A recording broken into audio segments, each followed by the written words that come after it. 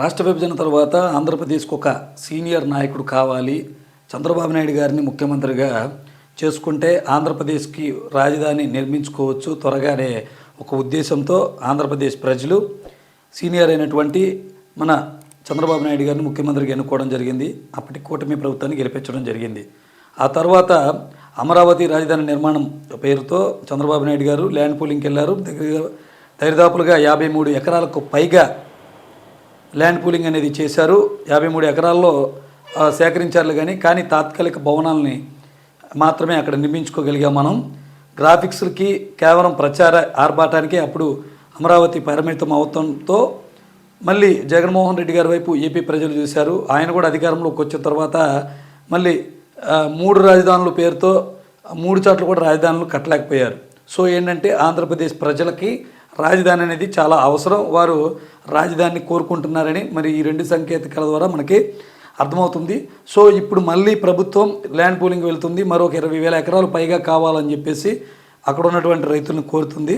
వాళ్ళు కూడా ఇప్పుడు విముఖత చూపటం లేదు. గతంలో అయితే ఎవరికాళ్ళు స్వచ్ఛందంగా ఇచ్చారు కానీ ఇప్పుడైతే ఆ పరిస్థితి అయితే కనబడతలేదు. కారణం ఏంటంటే 3 సంవత్సరాల్లో రాజధాని మేము కడతాము అని ప్రభుత్వ పెద్దలు పదే చెప్పటం, మంత్రి నారాయణ గారు కూడా దీన్ని గట్టిగా చెప్పటం. 3 సంవత్సరాల్లో రాజధాని నిర్మించడం అనేది సాధ్యపడుతుందా అంటే అది సాధ్యపడదు అనే వాదనలు అయితే వినపడుతున్నాయి. మొత్తానికి ఈరోజు పత్రికల్లో ఒక వార్త అయితే వచ్చింది. ఈ పత్రికలో కూడా ఇదే సందేహాన్ని రేజ్ చేస్తూ వీళ్ళు వార్తనైతే కవర్ చేశారు. విశాలాంధ్ర పత్రికలో ఈ వార్త అనేది వచ్చింది. మూడేళ్లలో రాజధాని సాధ్యమేనా?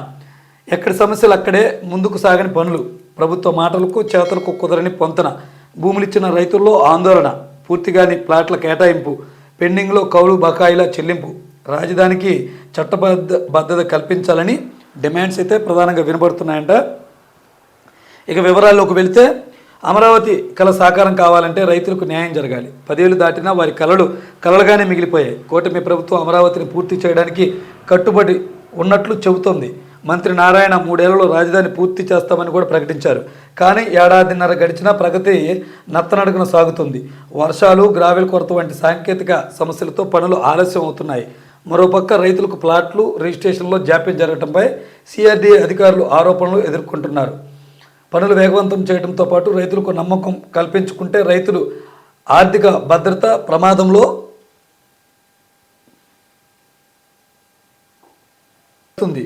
రాజకీయాలు మారినప్పుడు మళ్ళీ పనులు నిలిచిపోతాయనే భయం రైతుల్లో ఉంది. కాగా 2వ విడత భూ సమీకరణ జరగనున్న ప్రాంతాల్లో భూములు ఇచ్చేందుకు రైతులు సిద్ధంగా ఉన్నప్పటికీ మొదటి దశలో భూములు తీసుకున్న రైతులకే ఇప్పటి వరకు ప్లాట్ల కేటాయింపు పూర్తి కావడంపై ఒకంత భయంతోనే ఉన్నారు.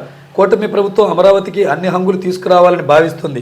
కేవలం రాజధాని అనే కోణంలోనే కాకుండా అన్ని రంగాలకు ప్రాధాన్యత ఇవ్వాలని చూస్తుంది. ఒకవైపు పాలనాపరమైన కార్యాలయాలు, ఇంకోవైపు ప్రైవేటు సంస్థల కార్యాలయాలు అమరావతిలో అందుబాటులోకి రానున్నాయి. ఒక్క పాలనాపరమైన అంశాలనే కాదు, పర్యాటక పరంగానూ అమరావతిని అద్భుతంగా తీర్చిదిద్దాలని భావిస్తున్నారు ప్రభుత్వ పెద్దలు. అయితే అమరావతికి ఇప్పటి వరకు 34,000 ఎకరాల భూమిని సేకరించారు.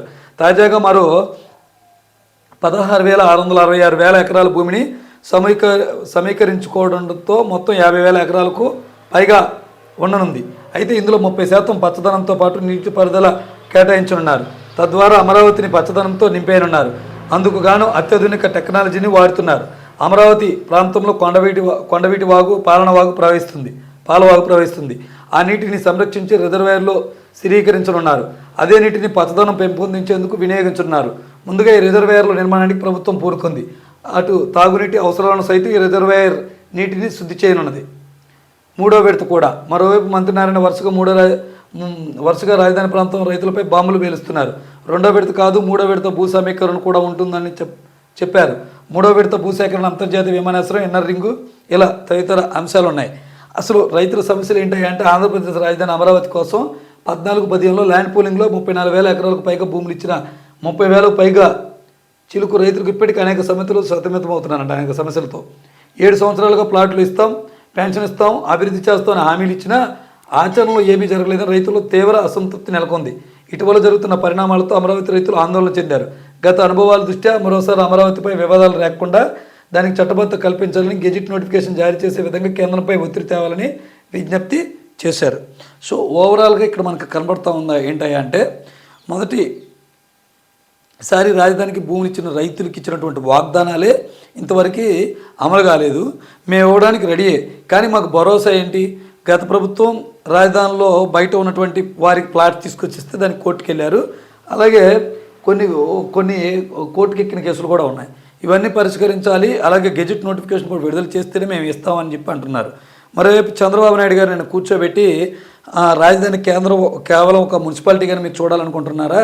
దీన్ని ప్రపంచం మొత్తం కూడా ఇటువైపు చూడాలి, రాజధాని అభివృద్ధి చెందాలి పూర్తి స్థాయిలో అంటే మిగిలిన భూములు కూడా మీరు ఇవ్వాలి.